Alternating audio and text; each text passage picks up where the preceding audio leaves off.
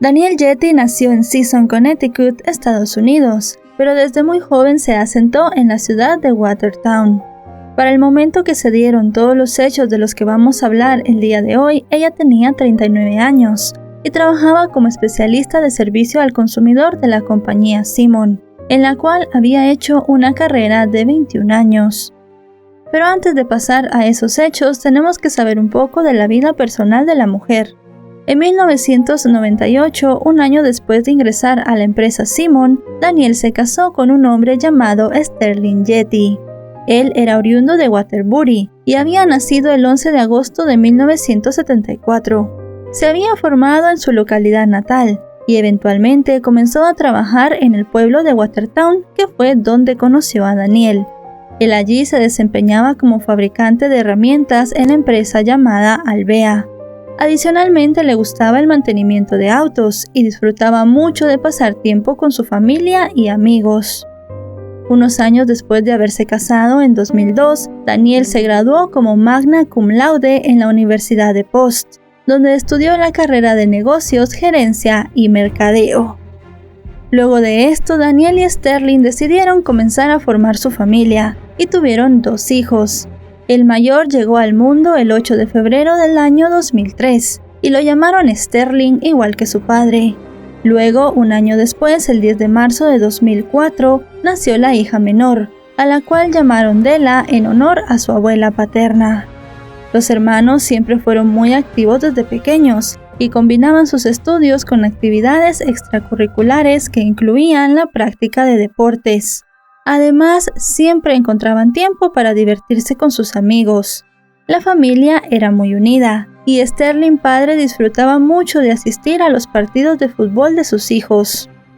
Aunque parecían una familia feliz, cuando los chicos entraron en la adolescencia, se vieron envueltos en una tragedia que nadie había anticipado.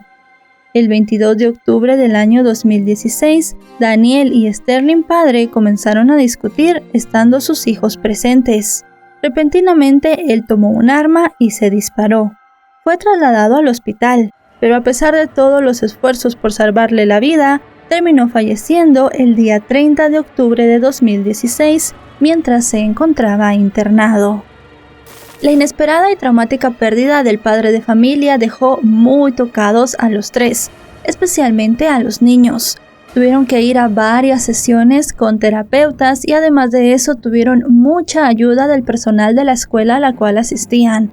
Daniel, por su parte, también tuvo mucho apoyo de sus compañeros de trabajo e igual que sus hijos asistía a terapia, hasta que al final pudieron recuperarse de la pérdida. Aunque estaban tratando de hacer la vida más normal que podían, los niños todavía tenían secuelas, especialmente Sterling hijo, quien sufría de distintos ataques cada vez que recordaba lo vivido. A pesar de esto, Sterling y Della eran muy unidos, se querían mucho y tenían muchas aficiones en común, como por ejemplo los animales y la música.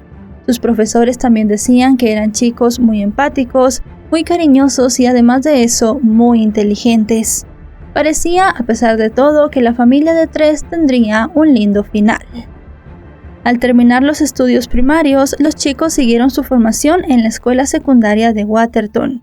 Luego ingresaron en una escuela secundaria técnica en Kynor, en Waterbury, donde Sterling se formó como fontanero y técnico en calefacción, mientras Della cursaba para ser técnico electricista. En cuanto a sus otros intereses, Sterling jugaba al fútbol y era fanático del motocross, los tractores y otros vehículos.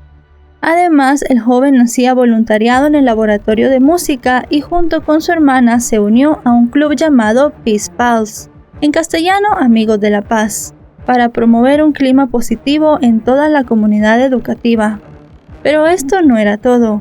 Con apenas 16 años y una energía desbordante, Sterling hijo también trabajaba en el negocio del paisajismo.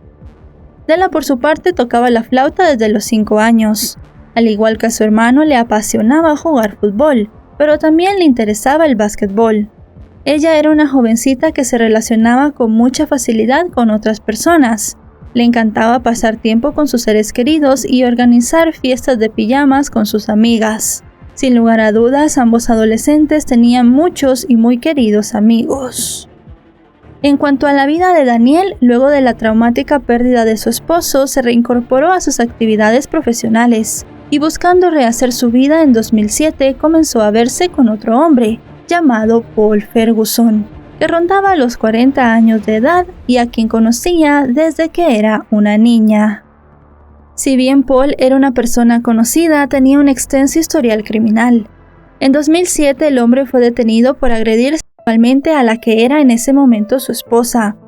Por ese delito se le acusó de privación ilegítima de la libertad y posteriormente quedó en libertad condicional. En 2004 volvió a enfrentarse a la justicia. En esta ocasión se le acusó por un robo cometido en un pueblo cercano. También se le sancionó por no comparecer ante los juzgados en abril de 2014. La policía finalmente lo arrestó en mayo de ese año por cargos de privación de libertad condicional y falta de comparecencia. Se le imputó y juzgó por hurto mayor en tercer grado y fue condenado a 18 meses de prisión. En 2012 tuvo que pagar una multa por huir de la escena de un choque y posteriormente en 2016 recibió una condena suspendida por conducir bajo influencia de sustancias como el alcohol y las drogas. Debido a estos antecedentes, Paul no podía tener un arma en su posesión, pero de alguna manera se las arregló para poder comprar un arma Glock que tenía en su casa escondida. Luego de 2 años de relación en el segundo semestre del año 2019, Paul y Daniel decidieron que lo mejor era que se fueran a vivir juntos. Ya tenían bastante tiempo siendo novios y supuestamente estaban listos para dar ese siguiente paso en su relación. Ellos se fueron a vivir al rancho que Daniel compartía con sus hijos, una casa con muchos kilómetros de terreno a la cual Daniel y sus hijos le dedicaban mucho tiempo. Pero parecía que Paul no tenía el mismo cuidado en el hogar que su novia y también los 2 hijos de esta, y las tensiones se comenzaron a notar unas semanas después de que él llegara a la casa. Las peleas por el comportamiento y el estilo de vida de Paul eran recurrentes. Los chicos pensaban que el hombre no era el mejor partido para su madre, y además de eso no querían estar cerca de él. Las discusiones siempre eran verbales, hasta que el 3 de diciembre del año 2019 todo eso cambió. Paul esa tarde estaba fumando dentro de la casa, cosa que molestaba mucho a los chicos. El lugar se llenaba de humo y de un olor para ellos bastante desagradable. Dela, la hija de Daniel, le pidió a Paul que por favor saliera a fumar, pero él no le hizo caso.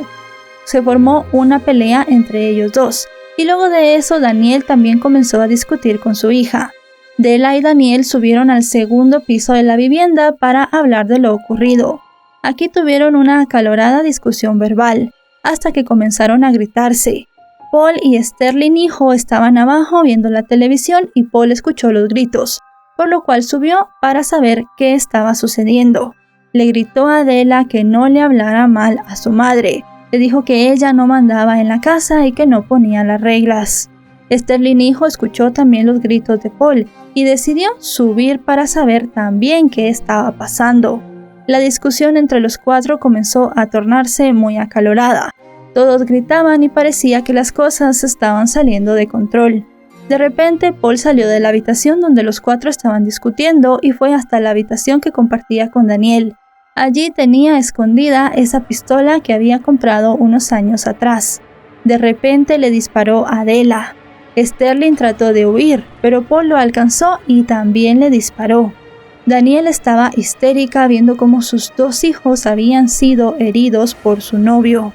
Luego de eso, Paul se metió en una habitación y se disparó a él mismo. Daniel llamó rápidamente al servicio de emergencias para decir que su novio le había disparado a sus 2 hijos y luego se había quitado la vida. Mientras la ayuda llegaba, Daniel se acercó a Sterling hijo. Aparentemente logró hablar brevemente con él. Luego buscó a su hija y le aplicó reanimación cardiopulmonar, pero la adolescente no respondía. Los funcionarios policiales llegaron a la vivienda pensando que tal vez tendrían que enfrentarse al tirador, de modo que antes de ingresar a la vivienda establecieron un perímetro alrededor del domicilio. Al final de cuentas, Daniel, si bien había escuchado un disparo en el dormitorio, no había visto a Paul dispararse. En cuanto entraron a la casa, se dieron cuenta que el escenario era totalmente distinto. Se trataba de un doble homicidio-suicidio. El personal de primeros auxilios que atendió el llamado trasladó a los dos adolescentes al hospital, pero los médicos no pudieron hacer nada por ellos. Fueron declarados muertos tras su llegada al centro de salud. Durante una rueda de prensa sobre el trágico suceso, el jefe del departamento de policía de Watertown, John Gavalas, dijo que las autoridades habían sido alertadas del tiroteo por la pareja del atacante y madre de las víctimas, quien había salido ilesa y estaba colaborando con las averiguaciones adelantadas por los detectives. They discovered the shooter in the master bedroom, dead of a self-inflicted gunshot wound. Cuando habló del atacante, dijo que se llamaba Paul Ferguson y que tenía 42 años de edad, y que según los análisis forenses había muerto de una herida autoinfligida por arma de fuego en la cabeza. Sobre los dos chicos, dijo que ambos habían fallecido por heridas de bala que tenían en la zona del abdomen, pero que Sterling, hijo, también tenía heridas en las extremidades. También habló sobre el estado de Daniel. Dijo que la madre se encontraba en shock. No sabía muy bien qué había sucedido, pero que estaba tratando de colaborar con las autoridades. También comentó que había sido un suceso muy trágico. Un accidente doméstico que supuestamente había escalado de manera muy rápida a una discusión y que había terminado de manera fatal. Dijo que también Paul tenía muy poco tiempo de haberse mudado con la familia y que todos estaban impactados porque pensaban que tanto Paul como Daniel eran personas felices y estaban haciendo su vida de buena manera. Los habitantes de las localidades donde estudiaron los chicos quedaron devastados con la noticia. El superintendente escolar de Watertown, llamado Ryder Harrison, emitió un comunicado 2 días después del trágico suceso, en el que afirmaba que la comunidad había sufrido una pérdida irreparable por la muerte de 2 exalumnos muy queridos. Los amigos de los hermanos les hicieron un homenaje en la nieve, frente al negocio de jardinería donde trabajaba Sterling, hijo, y se reunieron en una vigilia espontánea a la luz de las velas. Cerca de allí, otro grupo de familiares y amigos se congregó en una vigilia en la iglesia luterana de Nuestro Salvador. Uno de los amigos de Sterling, llamado Nicolás Matro Francesco, dijo a los medios durante el emotivo homenaje que había estado llorando todo el día. El joven indicó que la mejor manera de honrar la vida de Sterling, hijo, era apoyar y contratar estudiantes en los comercios locales. Agregó que eso era lo que hubiera querido su amigo, y que el sueño del joven trágicamente fallecido era abrir su propia tienda. El jefe de Sterling en el negocio de jardinería, llamado Colin Seraki, ofreció declaraciones en las que solo tuvo palabras halagadoras sobre el joven. Sterling was a great kid. He was loved by all his friends. There wasn't a bad bone in his body. Definitivamente Sterling y Della dejaron un espacio en su comunidad que nunca podrá ser llenado. Muchas personas resintieron demasiado su muerte. Familiares y amigos, para que Daniel pudiera hacerle frente a los gastos funerarios, realizaron una campaña en la página GoFundMe, quienes en solamente unos minutos pudieron sobrepasar la meta de dinero que ellos habían puesto. El funeral y el entierro de los 2 chicos se realizó en un cementerio privado. Si bien el atacante de los jóvenes se había quitado la vida ese mismo día, las investigaciones policiales siguieron y estuvieron a cargo de 3 comisarías distintas de Watertown. Los oficiales querían investigar a Daniel. Pensaban que tal vez ella había tenido alguna implicación en los sucesos. 1 año y 3 meses después del doble asesinato, durante los primeros días de marzo de 2021, la mujer fue detenida por haber permitido que un ex convicto, quien tenía prohibido el porte de armas, ingresara con una pistola en la vivienda que ella compartía con sus hijos. Daniel había negado este señalamiento desde el primer momento. Finalmente, la mujer de 41 años fue procesada por almacenamiento negligente de un arma de fuego, riesgo de lesiones a un menor y responsabilidad penal por actos de otro. Posteriormente quedó libre con la promesa de comparecer nuevamente ante el Tribunal Superior el 16 de marzo de ese mismo año. Pasados casi 4 meses del inicio del proceso, el 2 de julio de 2021, Daniel fue condenada a 3 años en suspenso y 3 años de libertad condicional por el cargo de lesiones a un menor. Las otras 2 imputaciones fueron retiradas. Y bueno, hasta aquí el video de hoy. De nuevo les recuerdo, mis redes sociales van a estar apareciendo aquí en la pantalla, y además de eso me pueden seguir en mi canal de YouTube, LesmaVR, donde subo contenido similar al que subo aquí en Facebook. Ahora sí, nos vemos hasta otro video. ¡Adiós!